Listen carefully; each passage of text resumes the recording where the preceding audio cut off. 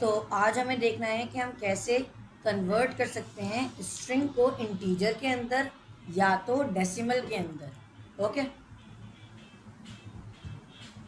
तो सबसे पहले तो मैं यहाँ पर आऊँगा और आपको बता देता हूँ कि स्ट्रिंग हम लोगों ने पढ़ा ही था। स्ट्रिंग क्या होता है भाई? कोटेशन के अंदर कोई भी कैरेक्टर, उसको हम कहते हैं स्ट्रिंग। अभी आप देखें, ये जो नंबर लिखा हुआ है कोटेशन के अंदर, इसको हम स्ट्रिंग कहेंगे ना, और जो कोटेशन के बाहर रखा हुआ है उसे हम नंबर कहेंगे। लेकिन अगर मेरे पास कोई ऐसा नंबर है जो स्ट्रिंग के अंदर है और मैं चाहता हूं कि उसकी जो डाटा टाइप है स्ट्रिंग, वो चेंज हो जाए, किसमें वो चेंज हो जाए? नंबर में। यानी वो जो कोटेशन लगे हुए हैं वो हट जाए। ये चीज समझ आ रही है आपको? मैं आपको समझाता हूँ। मैंने जावास्क्रिप्ट के फोल्डर ओपन किया। आज हमारी क्लास 10 है। इसके अंदर मैं फाइल क्रिएट कर लेता हूँ, index.html। यहाँ पर मैं स्ट्रक्चर बना लेता हूँ भाई।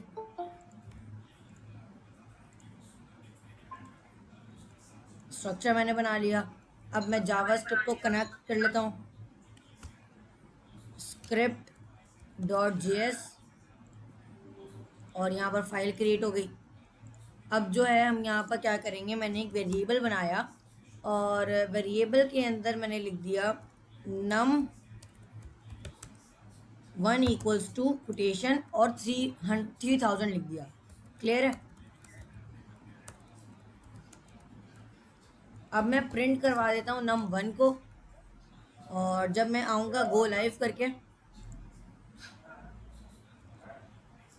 तो देख लेते हैं भाई किस तरीके से आ रहा है। हम यहाँ पर इंस्पेक्ट पे जाकर कंसोल के अंदर जाकर चेक करते हैं। अभी आप देखेंगे जो 3000 लिखा हुआ है ये किस में आ रहा है? ये स्ट्रिंग में आ रहा है। लेकिन अगर मुझे इसको नंबर में कन्वर्ट करना है तो वो कैसे कर सकता हूँ? और अगर मुझे मालूम भी करना है कि इसकी टाइप क्या है, वो कैसे कर सकते हैं? उसके लिए इससे पहले मुझे लिखना पड़ता है टाइप ऑफ, उसके बाद जो भी वेरिएबल का नाम है वो लिख देंगे भाई।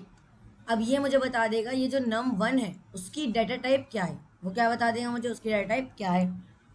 देखें उसकी डाटा टाइप क्या बता रही है? स्ट्रिंग बता रहा है। अब जो है हम यहाँ पर आते हैं और मैं इसको कन्वर्ट जो करना चाहता हूँ वो किस में करना चाहता हूँ? नंबर में कन्वर्ट करना चाहता हूँ। तो नंबर में कन्वर्ट करने के लिए हमारे पास दो तरीके हैं। First one is number method, यानी एक नंबर का एक फंक्शन है जो आपके कोई भी स्ट्रिंग को नंबर में कन्वर्ट कर देता है। और एक और चीज़ है पार्स इंट, जो आपके नंबर को इंटीजर में पार्स कर देता है। अब वो दोनों कैसे होते हैं और उनको किस तरीके से किया जाता है वो देख लेते हैं।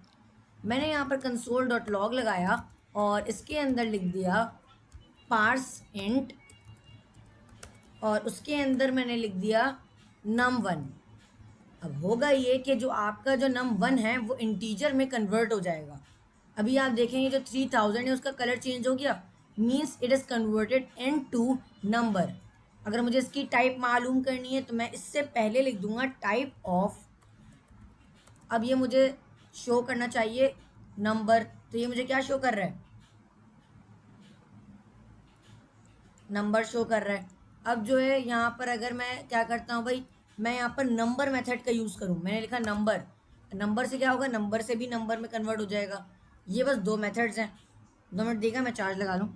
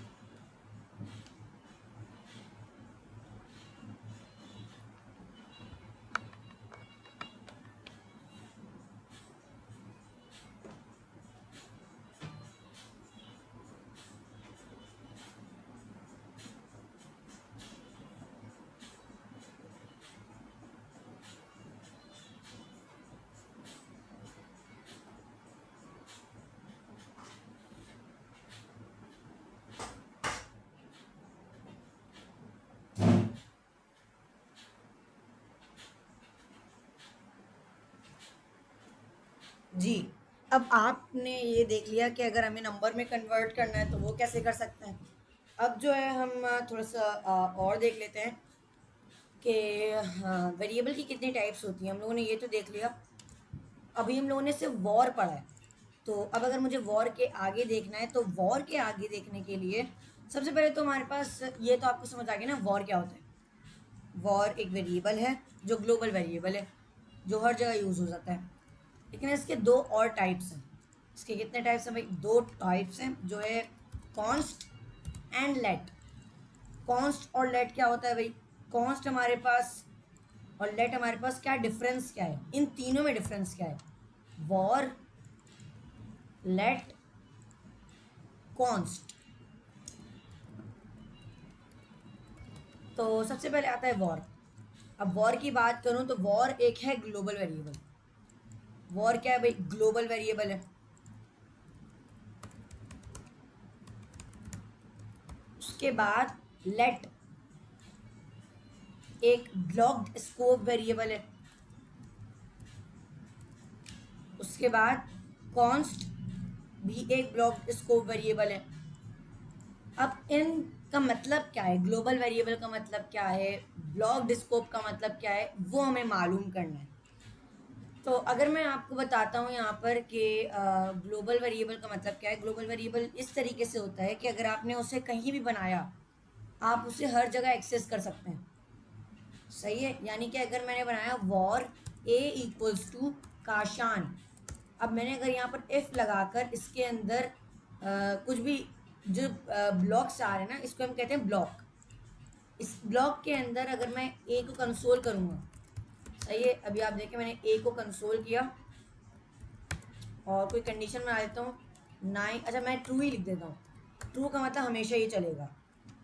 अब चेक करते हैं भाई, देखें काशान आ गया, यानी इसने बाहर वाले वेरिएबल को एक्सेस कर लिया। अब अगर मैं इसको यहाँ पर अंदर बनाता हूँ और बाहर एक्सेस करने की कोशिश करता हूँ, बाहर भी एक्सेस हो जा रहा है। तो अभी आप देखें हो क्या रहा है कि ब्लॉक के अंदर मैंने इसे बनाया बट ये बाहर भी यूज़ हो पा रहा है। इसे हम कहते हैं ग्लोबल। समझ लें, ये हमारा एक ब्लॉक है। इसे हम क्या कहते हैं भाई? इसे हम कहते हैं, मैं आपको, दिस इज अ ब्लॉक। जो भी कर्ली ब्रैकेट के अंदर आ जाता है वो ब्लॉक कहलाता है भाई। और अगर मैं बात करूं कर्ली ब्रैकेट के अंदर जो भी होता है तो वो तो ब्लॉक ही कहलाता है। लेकिन अगर मैं वॉर की मदद से कोई भी वेरिएबल बनाऊं, वो ब्लॉक के अंदर हो या बाहर हो, कहीं भी एक्सेस कर सकता हूं। एक्सेस का मतलब ये होता है कंसोल करवाना, उसके साथ कोई चीज़ें ऐड कर देना या उसके साथ कोई मेथड्स अप्लाई करना। ये होता है एक्सेसिंग का मतलब, या कंसोल करवा देना या अलर्ट करवा देना। लेकिन अगर ये यही चीज़ लेट के साथ कर दूँ, सही है। अभी देखें मैंने लेट का वेरिएबल बनाया कहाँ पर? ए के अंदर, सॉरी ब्लॉक के अंदर बनाया और उसके बाहर मैं एक्सेस करने की कोशिश कर रहा हूँ। चेक करें भाई क्या होता है। क्या कह रहा है? ए इज़ नॉट डिफाइंड, यानी ए आपने बनाया ही नहीं है। लेकिन मैंने तो बनाया है, और मैंने कहाँ बनाया? ब्लॉक के अंदर बनाया। अब मैंने ये ब्लॉक के अंदर बनाया है, इसका मतलब ये है कि सिर्फ यहीं पर एक्सेसिबल होगा। यानी कि मैं अगर इसके अंदर कंसोल करना चाहूँगा ना, देखें मैंने अगर ए को यहाँ पर अंदर कंसोल किया तो अंदर तो मिल गया, लेकिन 16th लाइन पे जो मैंने बाहर कंसोल किया है वो नहीं हो पाया। क्यों? क्योंकि ये ब्लॉक्ड स्कोप वेरिएबल है, ये सिर्फ इसी ब्लॉक के अंदर चल पाएगा। यही चीज़ कॉन्स्ट के साथ भी है भाई। अगर मैं कॉन्स्ट लिखता हूँ तो कॉन्स्ट भी यही करेगा, एरर दे देगा। देखें एरर दे रहा है ये। तो यही मसला है कॉन्स्ट और लेट के साथ। और वॉर क्या है भाई? ग्लोबल वेरिएबल है। दोनों के अलग अलग यूजेज होते हैं। अगर आपको किसी और काम के लिए, वो डिपेंड करता है केस पे, आपका केस क्या है। यानी केस का मतलब ये होता है कि आपको अलग अलग सिनेरियोज होते हैं, अलग अलग थ्योरीज होती हैं, अलग अलग कामों के लिए यूज़ होता है। तो आपके काम पे डिपेंड करता है आपका काम क्या है। वो तो आपको उस वक्त समझ आएगा जब आप काम देखेंगे, काम कर रहे होंगे।